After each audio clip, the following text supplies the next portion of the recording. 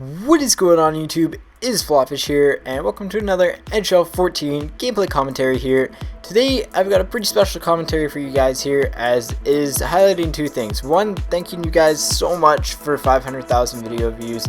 That's absolutely insane, and it's just really unreal, and it's hard to put into perspective of just how cool that is to see that happen. And just I want to thank all you guys for your support so far.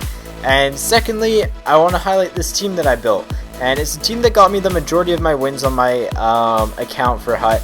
And it's not exactly, one of the strongest teams out there, but it was one of the most fun and challenging teams I had to play with, and it is honestly really worth playing with them. Unfortunately, once you get to Division 2, you start to facing people with really good players, and you just start to get outskated a lot. But that's the only downfall with this team, again, is once you face like the people who have Taze as their fourth line center and one of their worst players, you really can't do a lot. But regardless, this team was an absolute blast to use. I've scored many insane goals with them, and I figured I'd go over the roster with you guys quickly and showcase one of my favorite games I got with them. And regardless, let's get into the roster. So on the first line, I had Johan Larsson, Movember McKinnon, and Nail Yakupov. Very solid first line, and again, they played fairly well. Larsson really surprised me with how good he is, and Movember McKinnon's an absolute monster. Yakupov is fairly solid. I actually use him a lot on my regular team anyways, so no real change there for me. Onto the second line was a few players that I'm pretty familiar with. Granlund and player of the game Hurdle. Those two I normally run on the same line regardless of what team I've had. And they've been a pairing for me for a while here. And then Chiazon was the other right winger on that line. The fourth line was Ty McGinn, Boone Jenner, and Nicholas Jensen. And that was the third line. And the fourth line was Chris Terry, Michael Scarbosa, and Tyler Johnson. Tyler Johnson was subbing in for an injured Christian Thomas, who I used for about half the games, and Tyler Johnson was in about the other half. On defense, I had Jonas Brodin paired up with a 99 boosted Seth Jones, who is an absolute freaking monster. He was so good for me, and honestly, he was the one player that I wanted the puck on, like whenever I was down a goal, because I always seem to find a way to score with him. And then the second pairing was Ryan Murray and Mark Pysyk. Both are very solid defensemen. Murray actually was in a fight with Eric Johnson in this game, but again, as you can tell, I wanted no part with that because he would have been crushed. And then the third defensive pairing was Ryan Stanton, and I believe it was Ryan Stanton and Radko Gudas, both very good shutdown defensive defensemen. And then in net, I had Darcy Kumper and I believe Philip Grubauer. So two, again, fairly solid goaltending prospects, but again, I think Grubauer was a 71 or Kumper was a 71 and Grubauer was a 68. It's not exactly the highest overall. In fact, other than Yakupov, this entire team was under 77 overall, or 78 because Tyler Johnson was a 78. But again, it was a fairly fun team to play with, and I just had a lot of fun. And I wanted to share it with you guys because, again, it's kind of what Hut is about. It's about finding a team that works for you. And this team worked for me for a long time, and I had to score, I had to get into the dirty areas, I had to make plays, I had to play pretty smart defensively because I wasn't going to be able to catch up and skate with people. But unfortunately, I found myself down 4-1 at the end of the second period, which is not the ideal situation. So the third period comes along, and really want to turn this game around and really want to find my way back onto the score sheet here. And luckily, early on, McKinnon draws a nice little tripping penalty, which is always nice to see. And unfortunately, I think I was actually on Twitter right now replying to someone during that. But anyways, this team, though, is absolutely insane when it comes to passing and puck possession. I don't know what it was. It's just one of those teams that when I was in their zone, I had a ton of fun playing with them.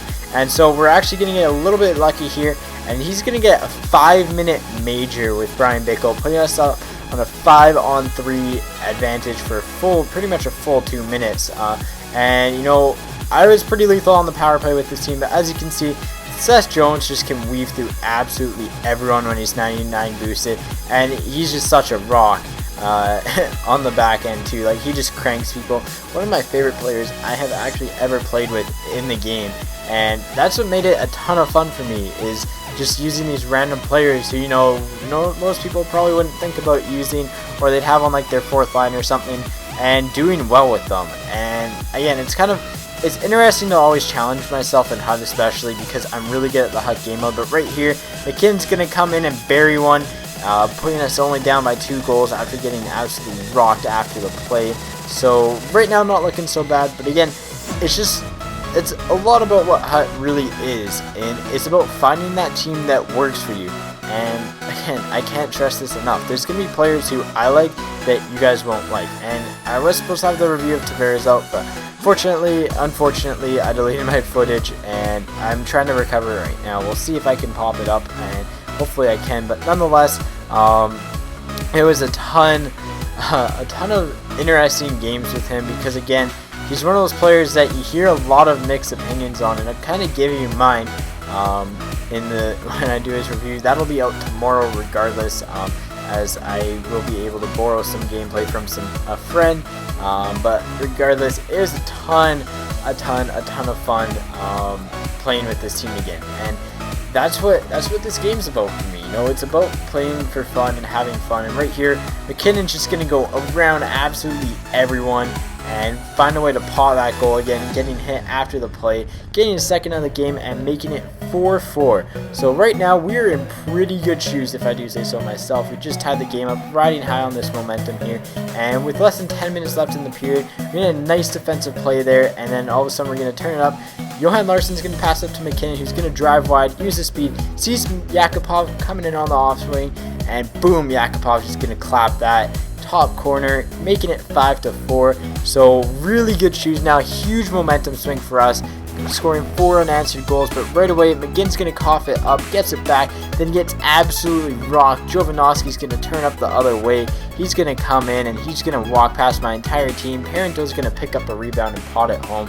5-5 is the way this game would end up going through regulation, and we finish it onto a power play in regulation, which was kind of interesting. But this game was a ton of fun.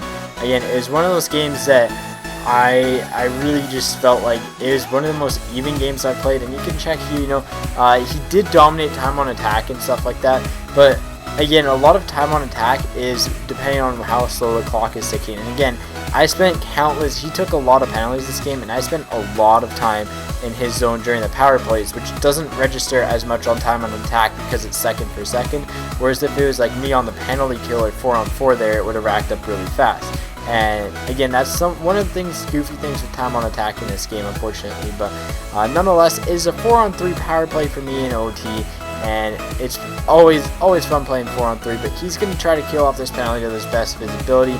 And again, I'm going to try to do what I do best here. But right here, I see my player get injured. I believe that's Brodin go down. And right now, I know I could enter the zone, but I'm just trying to get him off the ice so I can get another player in, because I really don't want to go pushing an attack with one player injured. So right here, he's going to cough it up right to Seth Jones, who's going to pot it in, and we're going to win this game 6-5. Anyways, guys, that's about it. As always, take it easy, and peace out.